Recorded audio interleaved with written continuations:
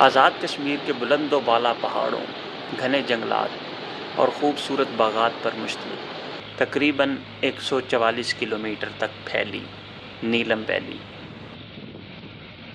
نیلم valley کا آخری مقام تاؤ گھاٹ ہے۔ اس کے بعد مقبوضہ کشمیر شروع ہو جاتا ہے اور وہیں سے دریائے نیلم بہتا بہتا آزاد کشمیر میں داخل ہوتا ہے اور پھر مظفر آباد تک پہنچتا ہے۔ اسی دریا کے اطراف میں یہ خوبصورت وادی آباد ہے۔ سڑک کی حالت اتنی اچھی نہ ہونے کی وجہ سے یہاں سیاحوں کی آمد و رفت نسبتاً دوسرے سیاحتی مقامات سے کم ہے۔ نیلم ویلی آنے سے پہلے آپ کو اس کے خوبصورت مقامات معلوم ہونے چاہیے تاکہ آپ آسانی سے اپنا پلان بنا سکیں۔ یہاں پہنچنے کے لیے آسان ترین راستہ اسلام آباد سے مری اور مری سے کوہالہ کو جاتا ہے۔ اس سفر میں تقریباً 2.5 سے 3 گھنٹے لگ جاتے ہیں۔ نیلم ویلی جانے کے دوران آپ پہلا سٹے کوہالہ برج پر کر سکتے ہیں۔ پرانی اینٹوں کی طرز پر بنا یہ پل پنجاب اور کشمیر کو آپس میں ملانے کا ذریعہ ہے۔ آپ کو انٹرٹینمنٹ کے لیے یہاں چائے، پکوڑے، سموسے، سنیکس مل جاتے ہیں، مگر یہ سب چیزیں مہنگی ملتی ہیں۔ چونکہ دریائے نیلم ساتھ میں ٹھاٹھے مارتا گزر رہا ہوتا ہے، شاید یہ لوگ اس خوبصورت جگہ کی قیمت بھی چائے پکوڑوں کی قیمت میں شامل کر دیتے ہیں۔ مظفر آباد آزاد کشمیر کا دارالخلافہ ہے۔ دریائے نیلم کے اطراف میں پھیلا بہت ہی خوبصورت شہر ہے، جہاں آپ کو دنیا کی ہر سہولت مل جاتی ہے۔ اچھے سے اچھا ہوٹل، اچھا کھانا وغیرہ آسانی سے مل جاتا ہے۔ اگر تو آپ کراچی یا دور سے سفر کر کے آ رہے ہیں تو رات مظفر آباد میں رک سکتے ہیں۔ یہاں سے کشمیر کے مختلف سیاحتی مقامات کو راستے جاتے ہیں، جن میں نزدیک ترین پیر چناسی ہے۔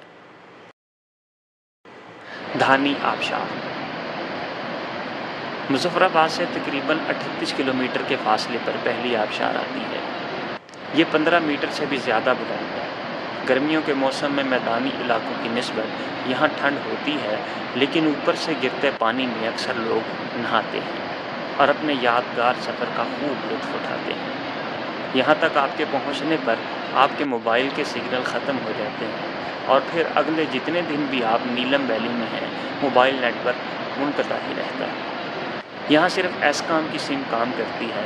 اگر آپ نے اپنے گھر رابطہ کرنا ہو تو صرف ایس کام کے ذریعے ہی کر سکتے ہیں۔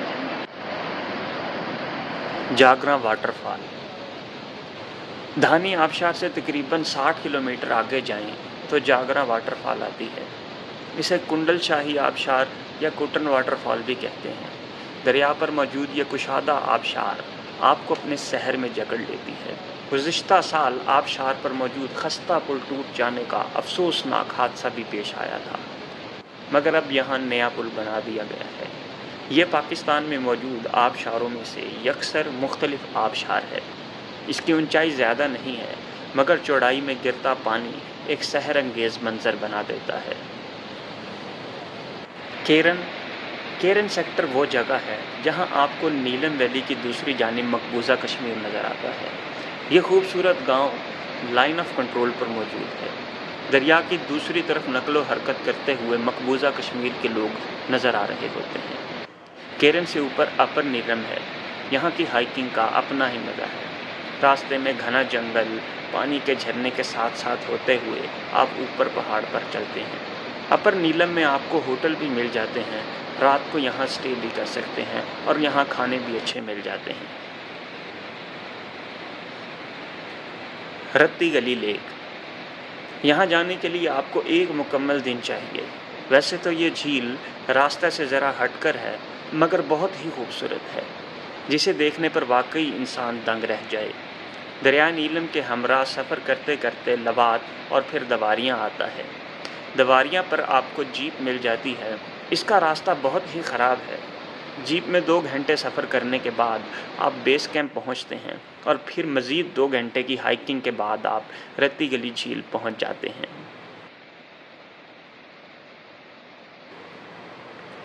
شاردا رتی گلی گھومنے کے بعد آپ رات نیلم ویلی کے سیاحتی گاؤں شاردا میں بھی گزار سکتے ہیں۔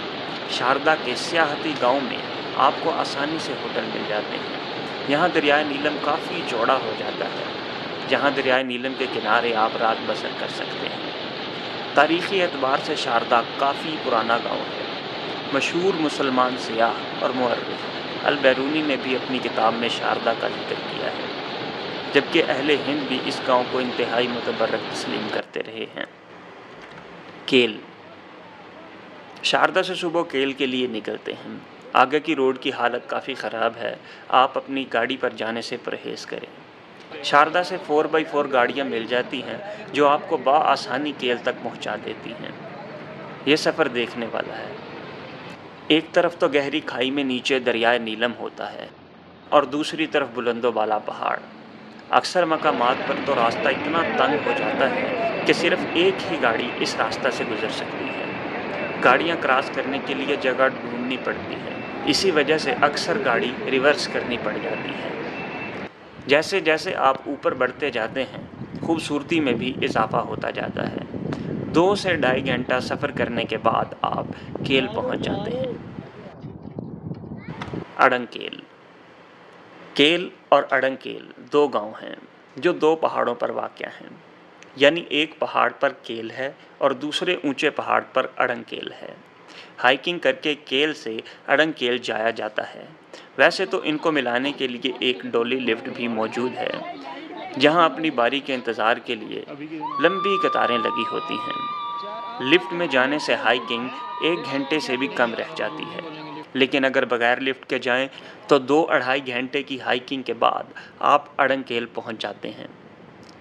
پہلی دفعہ یا غیر متواتر پہاڑ چڑھنے والے تھک ضرور جاتے ہیں، مگر جیسے ہی وہ اڑنگ کیل پہنچتے ہیں تو خوبصورتی دیکھ کر ان کی ساری تھکن دور ہو جاتی ہے۔ یہاں آپ کو کھانا آسانی سے مل جاتا ہے، مگر یہاں کے کھانوں کا ذائقہ اپنا ہی ہے۔ یہاں آپ کو لاہور یا پنجابی کھانوں کا ذائقہ نہیں ملتا۔ سارے ہوٹل لکڑی کے بنے ہیں، جو یہاں کی قدرتی خوبصورتی میں مزید اضافہ کر رہے ہوتے ہیں۔ اگر آپ یہاں رات رہنا چاہیں تو رات رکنے کے لیے آپ کو کمرہ بھی مل جاتا ہے۔ تاؤ بٹ۔ نیلم ویلی کا آخری مقام تاؤ بٹ ہے، جو انتہائی پرکشش اور خوبصورت علاقہ ہے۔ تاؤ بٹ جانے کے لیے اڑنگ کیل سے کیل واپس آ کر آگے جانا ہوتا ہے۔ کیل تک تو پھر بھی گاڑیاں آ جاتی ہیں، مگر تاؤ بٹ کے لیے صرف جیپ ہی جاتی ہے۔ یہ انتہائی خوبصورت اور پرفضا گاؤں ہے۔ تاؤ بٹ سے آگے مقبوضہ کشمیر شروع ہو جاتا ہے اور دریائے نیلم بھی اس کے ساتھ ہی مقبوضہ ہو جاتا ہے، جہاں اس وادی اور دریا کا نام کشن گنگا ہے۔